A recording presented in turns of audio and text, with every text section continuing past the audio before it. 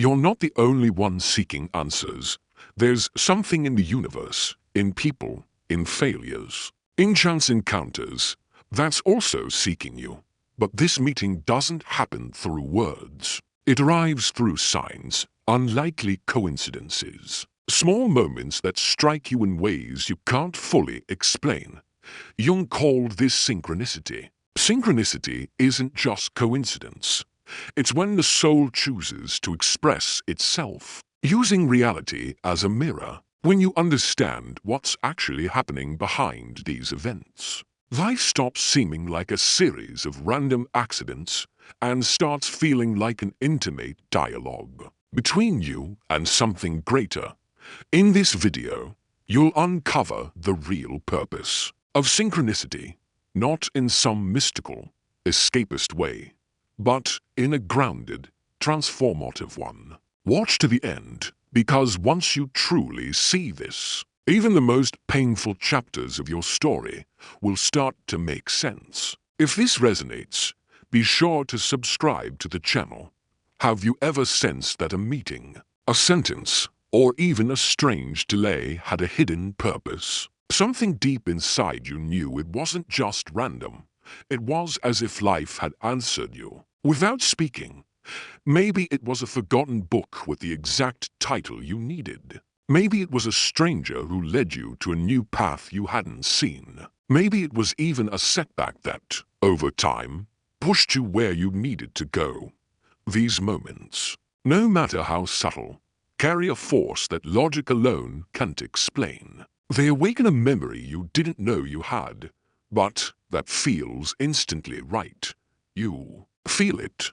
The world answered something your soul was quietly asking. That's synchronicity, when an external event perfectly matches an internal state, in a way too meaningful to dismiss as chance. It's not superstition. It's the unconscious speaking through reality, through images, encounters, living symbols. And when you notice this, life shifts. It stops being cold and random, and becomes a silent, personal conversation.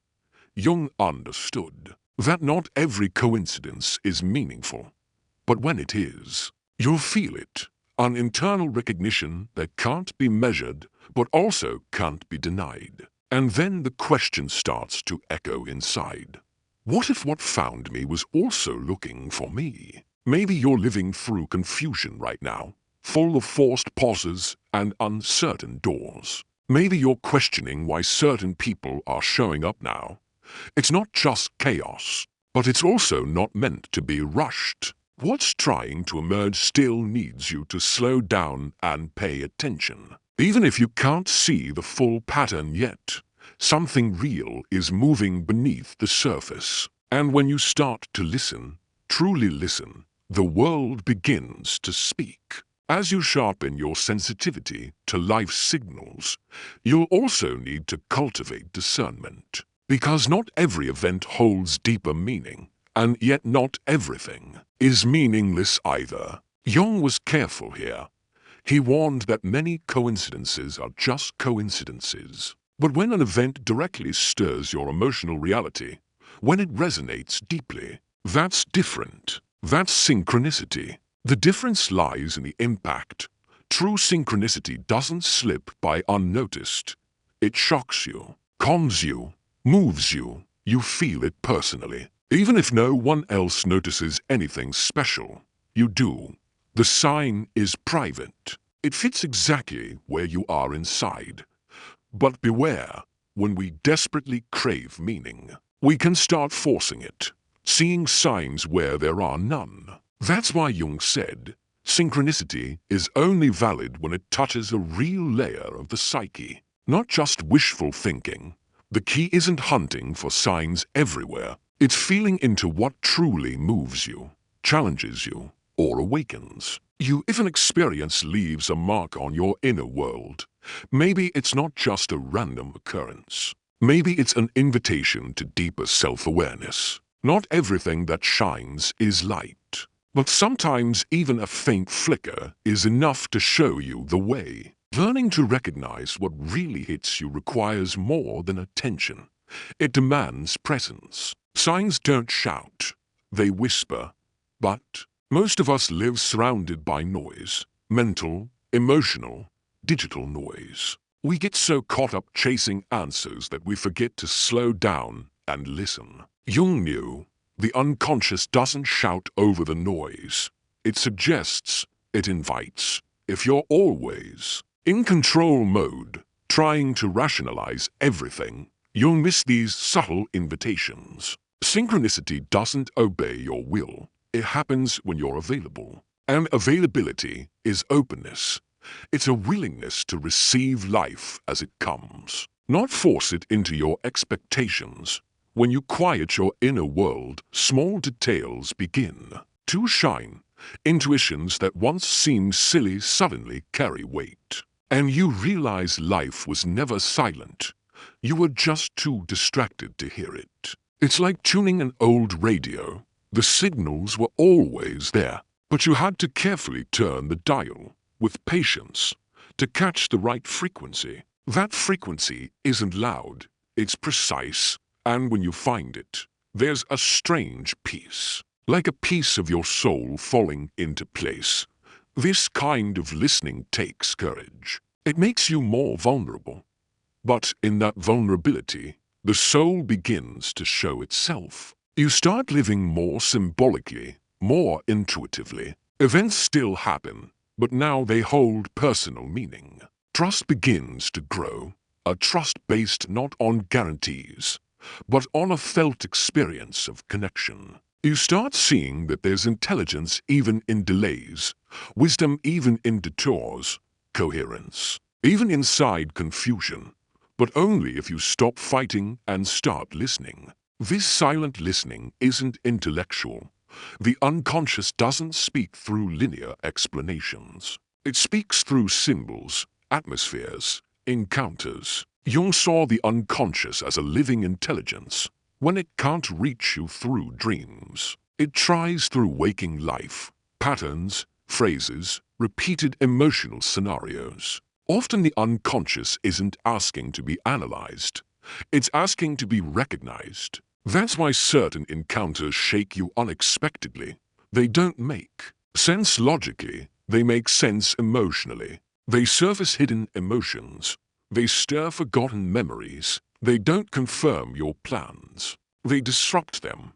And that's not random inconvenience. It's the unconscious saying, "Look again," but this time with an open heart. This is where synchronicity becomes powerful, not by offering immediate answers, but by inviting you to surrender. You don't have to figure everything out right away. You just have to be honest about what you feel. Through these symbolic encounters, you move closer to truth, not external truth, but your own inner truth. And not every encounter will feel like a gift. Some will arrive as ruptures, situations that seemed promising, but collapse suddenly. And maybe, just maybe, that's exactly where the real transformation begins. When something or someone disappoints you, a door closes, or a plan falls apart, your initial reaction is often pain, rejection, or frustration. But what if that's where the real sign lies? There's a part of your soul that matures only when something you deeply desired doesn't come to fruition, not because you did something wrong, but because it wasn't in harmony with who you're becoming. Jung understood that the psyche seeks integration, not just fulfillment, which means that sometimes life needs to interrupt your desires to bring you back to what truly matters. When you're frustrated, the unconscious might be steering you in a new direction. When you lose something, it may be protecting you from what you can't yet see. It's not punishment, it's coherence. It's the soul's process, which follows a different rhythm than societal expectations. And that demands a difficult kind of trust. The belief that even what hurts can have meaning. That even what feels like delay could actually be alignment.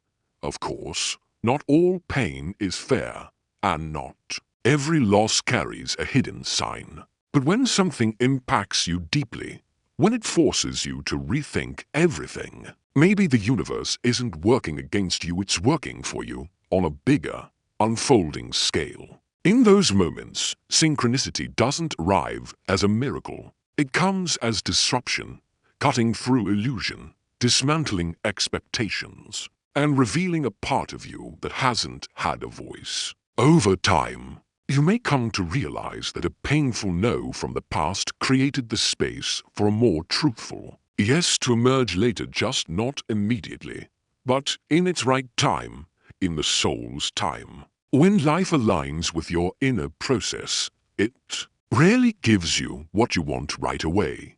First, it gives you what you need to become the person capable of holding what truly matters. And that's not always wrapped in beauty. Sometimes it comes as loss, silence, or frustration. But when you look closely, you realize you've gained something even in the pain. Some signs don't come to confirm what you already know. They come to dismantle everything you thought you knew. They shatter your certainties, tear down your plans, and at first, they may seem like mistakes from the universe. But with time and the courage to look, you begin to see them as disguised liberations. Not every synchronicity is gentle. Sometimes it comes as a no that forces you to let go a love that doesn't unfold, a project that stalls, an opportunity that slips away by seconds. You may wonder, why now? Why like this? Perhaps it's because you were pushing for a path that wasn't yours, or because you were ready for something bigger, but still clinging to what felt safe. Life, in its strange wisdom, closes the door you wanted to open, not out of cruelty, but out of coherence. The ego may seek what's familiar, but the soul answers to what's true. Jung warned against projecting our desires too strongly onto the world, expecting everything to unfold as the ego imagines. When it doesn't, frustration arises, but that frustration, if looked at honestly, can become a turning point. It reveals where we were blind, where we were forcing, and where we needed to let go. There's freedom in that refusal, the freedom from a script that no longer fits. The freedom to realize that it wasn't the yes you needed, but the empty space it left behind. In that space, something new can begin, not born from your will, but from your listening. In this sense, synchronicity isn't a reward or punishment, it's an adjustment. It's a deep answer to a question you may not even know you were asking. And when it arrives as a no, it arrives to set you free. Free from the role you were trying to maintain. Free from the story that no longer represents you. Clearing the way for a more truthful path. Yes, it hurts. But the pain that reveals is different from the kind that paralyzes. The first kind has meaning. The second doesn't. When you begin to discern this difference, something shifts in you.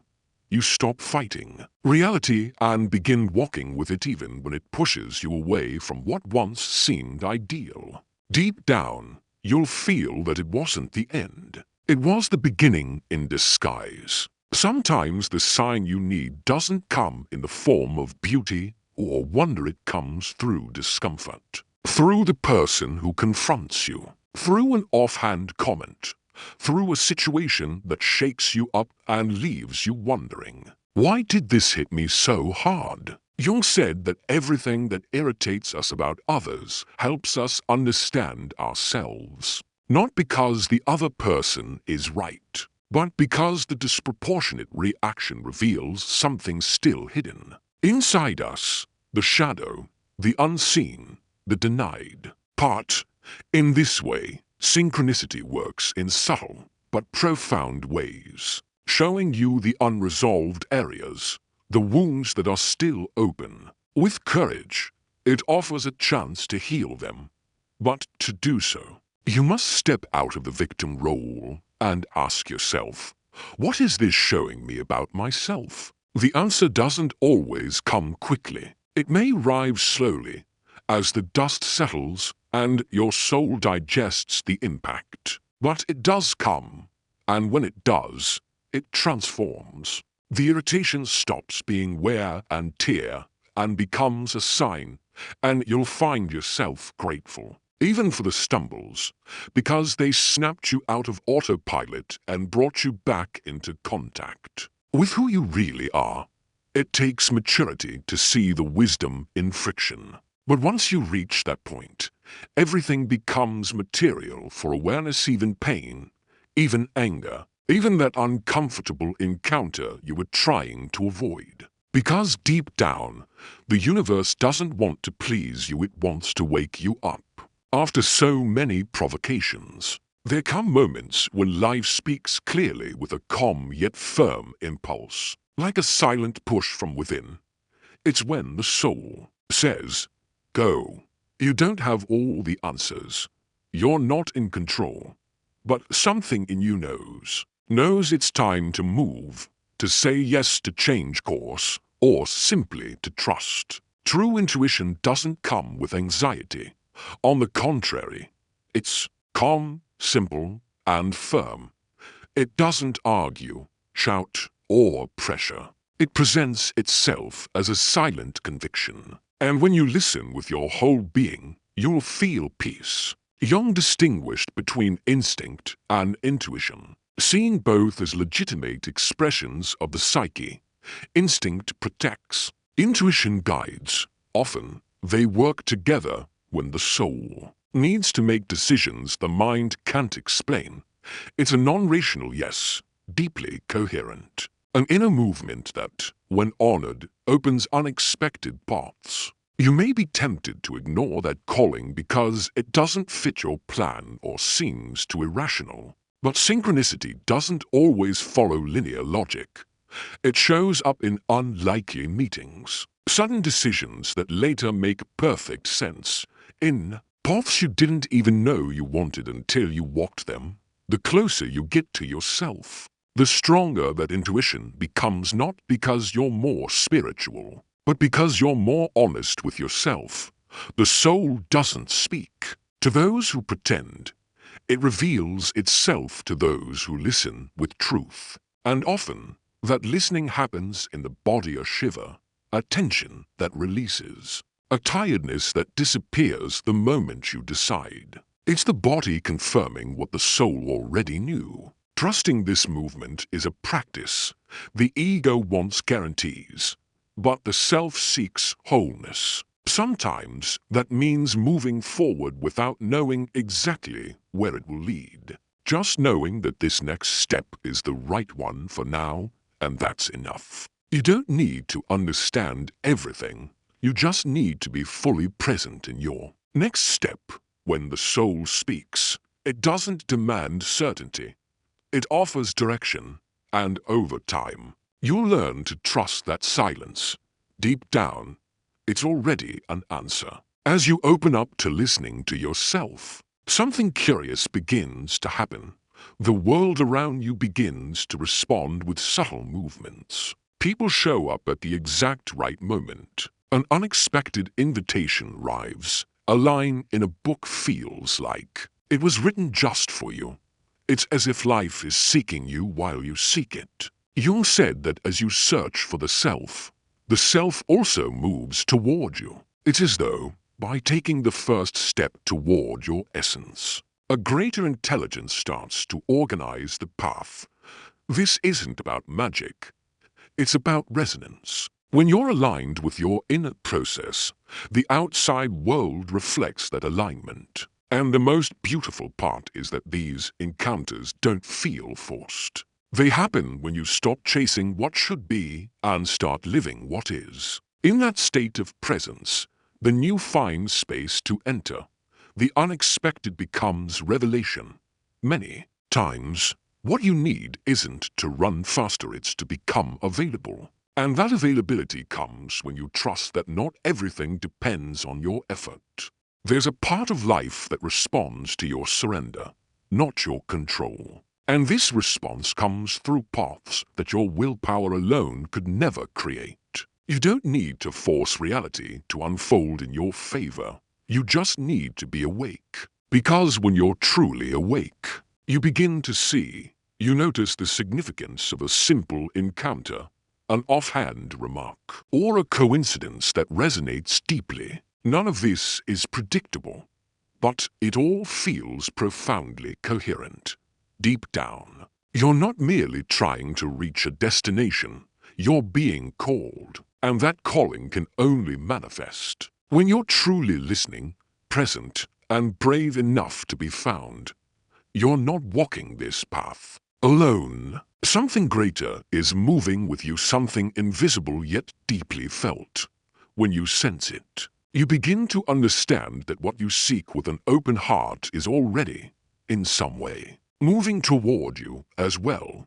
By now, perhaps you've realized that the events of your life are not as random as they once seemed. There's an invisible thread connecting moments, people, and places. And this thread is woven not from logic, but from meaning that reflects the deep significance of your unconscious. Jung spoke of the unconscious as a living reality, always in motion, and when it moves, it finds a mirror in the world. The unconscious doesn't speak directly to your conscious mind. It needs a bridge.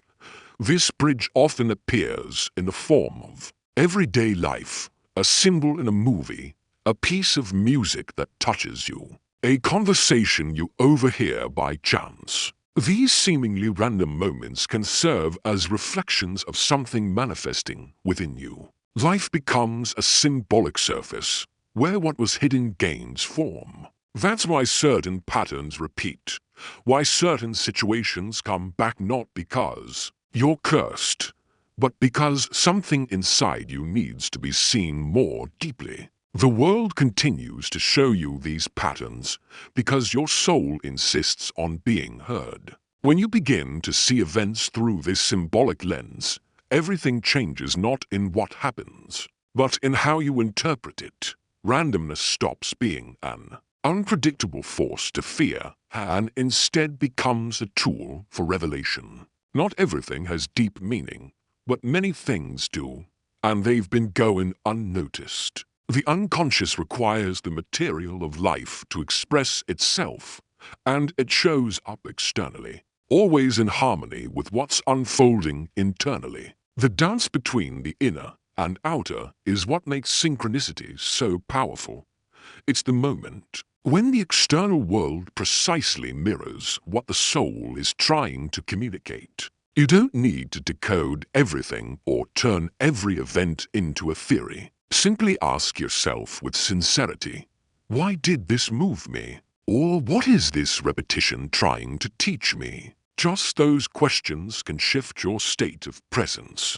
And where there is presence, there is the potential for integration, because the world around you is not separate from you. It's part of your process. The more conscious you become, the clearer it becomes that chance, when seen through the eyes of the soul, is actually a hidden guidance system. As you grow more attuned to what moves you, something begins to shift, not just inside you, but outside as well. Reality remains unchanged, but it begins to respond to you differently. Situations take on new shapes. People arrive with new roles. Timing adjusts. And you begin to notice that when you open up, life opens too. This change doesn't come from expectation. It comes from surrender, not from folding your arms and waiting for miracles, but from stopping the push for what doesn't flow. There's a difference between passivity and trust. Passivity paralyzes, trust allows. And it's in that allowance that synchronicity finds room to act. You're no longer trying to control every step. Instead, you're learning to walk with awareness, willing to feel, wait, and act when the time is right. Most importantly, you're learning to listen when the soul says, "Not yet." This kind of refined listening changes how you live. The urgency fades, anxiety quiets, and in place of control, a new kind of trust is born, one that can only be cultivated through practice. And it's precisely when you let go that you begin to receive not just anything, But what truly makes sense? What resonates with where you are right now? What fits your soul? Sometimes you didn't even know you needed it until it arrives. And when it does, it doesn't come with a rush of excitement. It arrives with clarity, a peace that says, "This is it." These experiences cannot be manufactured. They happen when your inner and outer worlds align, when you stop trying to prove something or protect yourself from everything and simply become present, available, receptive. That's when reality begins to respond differently, not because it changed, but because you did. You're seeing with new eyes, listening with a different heart, and when this inner shift happens, the world stops being just a backdrop. It becomes a partner. It's no longer a battlefield. It's a space filled with meaning.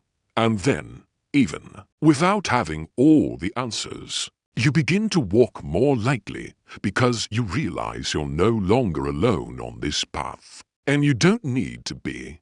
Life speaks. It always has. Now, you're listening.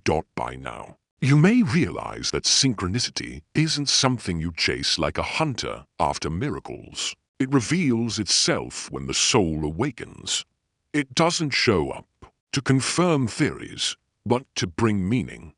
It doesn't feed fantasies. It reminds you that life, even with its pains, has a wisdom that goes beyond logic. What you've lived, what has moved you, what has marked you in ways you can barely explain, none of it was random. It may have felt chaotic, unfair, or directionless. But when you begin to look with more presence and deeper listening, you realize that there was a thread running through it all, a subtle language, a silent dialogue between the world and your soul. Jung said that for those paying attention, the world is like one big dream.